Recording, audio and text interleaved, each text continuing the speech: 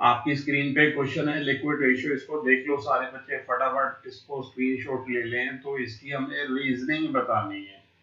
Liquid ratio में दे रखा है 2:1। इसके कुछ ट्रांजैक्शन है, purchase of goods for cash, purchase of goods from credit, sale of goods costing 10,000 for 12,000, cash receive from debtor, cash paid to creditor, debentures converted into equity shares, ये सारे देख लो। तो इनका हमने लिक्विड रेशियो पे effect बताना है। तो देखो लिक्विड रेशियो का जो फॉर्मूला होता है, liquid ratio is equal to liquid asset upon current liability. तो इन ट्रांजैक्शंस का अगर लिक्विड एसेट और करंट लायबिलिटी पे कोई इफेक्ट पड़ेगा तभी लिक्विड रेशियो पे इफेक्ट आएगा। तो करने का तरीका है कि आप यहाँ लिख लो लिक्विड एसेट में क्या क्या होता है। लिक्विड एसेट में हमारे पास कैश इन हैंड होता है, कैश एट बैंक होता है, इसके अंदर इन्वेंट्री नहीं होती, सीए वाली सारी चीजें इसके अंदर, बट स्टॉक और प्रीपेड एक्सपेंसेस नहीं होते। Cash in and cash at bank है आपके पास। देन फिर आप इसके अंदर डेप्टर्स होते हैं, शॉर्ट टर्म इन्वेस्टमेंट्स एटसेट्रा। ये तो होगी हमारी एल ए।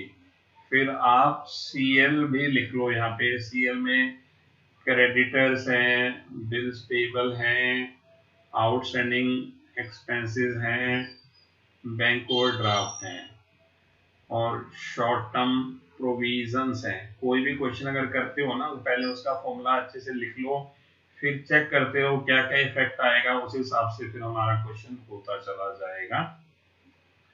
सबसे पहला इसके अंदर दे रखा है परचेज ऑफ गुड्स। देखो फर्स्ट दे रखा है purchase of goods for cash. Purchase of goods for cash से लिक्विड एसेट और करंट लायबिलिटी पे क्या फर्क पड़ेगा। जब भी आप गुड्स खरीदोगे तो क्या होगा, गुड्स खरीदेंगे तो हमारे पास प्लस गुड्स हो गए और माइनस हो गया हमारे पास कैश। तो ये जो गुड्स है ना, देखो गुड्स एलए के अंदर स्टॉक, यानी कि गुड्स एलए के अंदर, ये एलए के अंदर इंक्लूड नहीं होते। स्टॉक या goods not the part of LA. तो यहाँ पे कैश जो है वो एलए का पार्ट है। देखो कैश कम हो जाएगा हमारा एलए में से, तो हमारी लिक्विड एसेट जो होगी वो डिक्रीज होगी। लिक्विड एसेट डिक्रीज होगी, करंट लायबिलिटी हमारी सेम है। तो फिर देखो ऊपर न्यूमरेटर हमारा कम हो गया तो रेशियो क्या होगा हमारा, रेशियो डिक्रीज हो गया। ऊपर वाला घटता है तो रेशियो घटेगा, और ऊपर वाला बढ़ेगा तो रेशियो बढ़ेगा, और नीचे वाला घटेगा तो रेशियो बढ़ेगा, बढ़ेगा तो रेशियो घटेगा। दोनों बढ़ते हैं तो रेशियो घटेगा, बोथ आर डिक्रीजिंग तो रेशियो इंक्रीज होगा। तो ये पहला हो गया। फिर सेकंड क्या है हमारे पास, purchase of goods on credit. Credit पे गुड्स खरीदेंगे तो यहाँ पे क्या होगा, हमारे गुड्स प्लस हो गए और फिर हमारी करंट लायबिलिटी प्लस हो गई। गुड्स प्लस हो गए और करंट लायबिलिटी प्लस हो गई। गुड्स तो एलए का पार्ट होते ही नहीं है, तो एलए हमारे सेम रहेंगे इसके अंदर, और करंट लायबिलिटी हमारी इंक्रीज हो गई। करंट लायबिलिटी इंक्रीज हो गई तो नीचे वाला बढ़ गया। देखो ये करंट लायबिलिटी बढ़ गई तो रेशियो क्या होगा, यहाँ पे भी रेशियो हमारा डिक्रीज हो जाएगा। अच्छा, इसके बाद फिर हम आते हैं थर्ड वाले पे।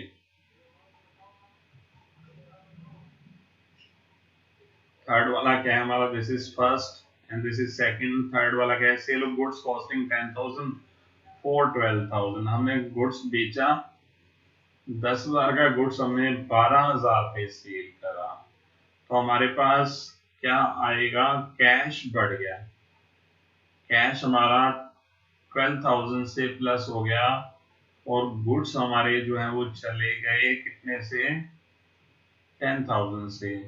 तो गुड्स तो हमारे पार्ट ऑफ लिक्विड एसेट है ही नहीं। देखो स्टॉक इन्वेंट्री इंक्लूड नहीं होती, तो इसका इफेक्ट क्या आएगा एलए के ऊपर। एलए हमारे इंक्रीज हो गए और करंट लायबिलिटी हमारी सेम है, तो रेशियो क्या हो जाएगा, देखो ऊपर वाला बढ़ गया, यहाँ पे हमारी लिक्विड एसेट बढ़ गई, न्यूमरेटर बढ़ गया, तो रेशियो क्या होगा, इंक्रीज हो जाएगा। फिर ऐसे ही फोर्थ वाला क्या है, cash received from debtor. Debtor से पैसा आएगा तो प्लस हो गया हमारा कैश और माइनस हो गया हमारे डेटर्स। तो डेटर्स और कैश दोनों ही देखो लिक्विड एसेट के अंदर होते हैं, ये डेटर है कैश है, तो डेटर से पैसा आएगा तो कैश बढ़ गया और डेटर हमारे कम हो गए। तो ओवरऑल इफेक्ट लिक्विड एसेट पे क्या आएगा, ओवरऑल इफेक्ट आएगा लिक्विड एसेट पे सेम, मतलब एलए भी सेम है और करंट लायबिलिटी भी हमारी सेम है, ये भी this is same and this is also same, तो रेशियो भी हमारा सेम आएगा, नो चेंज, नो इफेक्ट आएगा रेशियो के ऊपर। चलो इसका एक लास्ट रह गया, हाँ लास्ट रह गया हमारा, अच्छा सेकंड दो पढ़े अभी, एक ई वाला देख लो, ई वाले कैश पे टू क्रेडिटर्स, क्रेडिटर्स को कैश पे करेंगे तो क्या होगा, माइनस कैश हो गया और माइनस हो गया हमारे क्रेडिटर्स दोनों, तो फिर एलए जो होती है वो भी कम हो गई और करंट लायबिलिटी भी हमारी कम हो गई, करंट लायबिलिटी भी हमारी डिक्रीज हो गई, तो रेशियो दोनों घट गए, तो रेशियो इंक्रीज हो जाएगा, रेशियो इंक्रीज हो जाएगा। अब लास्ट वाले एफ वाले पार्ट पे आ जाए,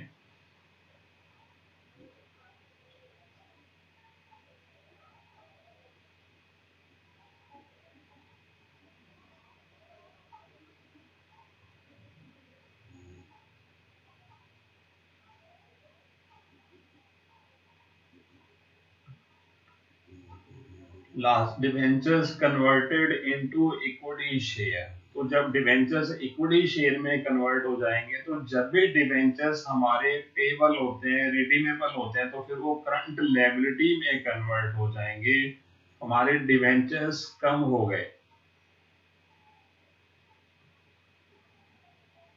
डिवेंचर्स कम हो गए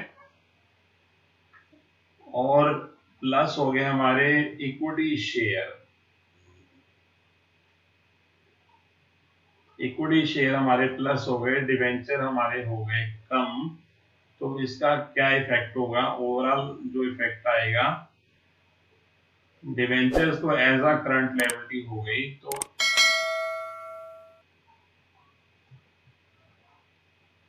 इक्विटी शेयर हमारे प्लस हो गए, तो डिवेंचर एज अ ये करंट लायबिलिटी है, तो जब भी डिवेंचर्स का रिडम्पशन होता है, जब ये कन्वर्ट होते हैं, तो विद इन अ ईयर अगर कोई भी लायबिलिटी हम पे करते हैं तो फिर वो करंट लायबिलिटी बन जाएगी, तो इसका इफेक्ट क्या आ गया, हमारा करंट लायबिलिटी घट गई, करंट लायबिलिटी घट गई, तो लिक्विड रेशियो हमारा ये नीचे वाला घट गया, एलए हमारा सेम है, एलए पे कोई इफेक्ट नहीं है, देखो एलए सेम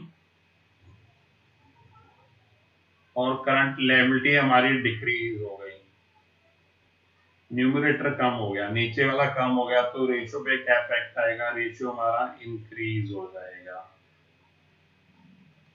रेशियो हो गया हमारा इंक्रीज। तो ये हो गई हमारी लिक्विडिटी रेशियोज की, कुछ मैंने प्रैक्टिस कराई है, बाकी आप फॉर्मूले पढ़ के बुक में से प्रैक्टिस करिए और बहुत अच्छे से प्रैक्टिस करें। अगर आपको किसी भी टॉपिक पे कोई क्लैरिफिकेशन चाहिए तो फिर आप मेरे को नीचे कमेंट कर सकते हैं। तो इस वीडियो के अंदर इतना ही है, मिलते हैं फिर नेक्स्ट वीडियो में, till that bye bye. Bye बच्चों।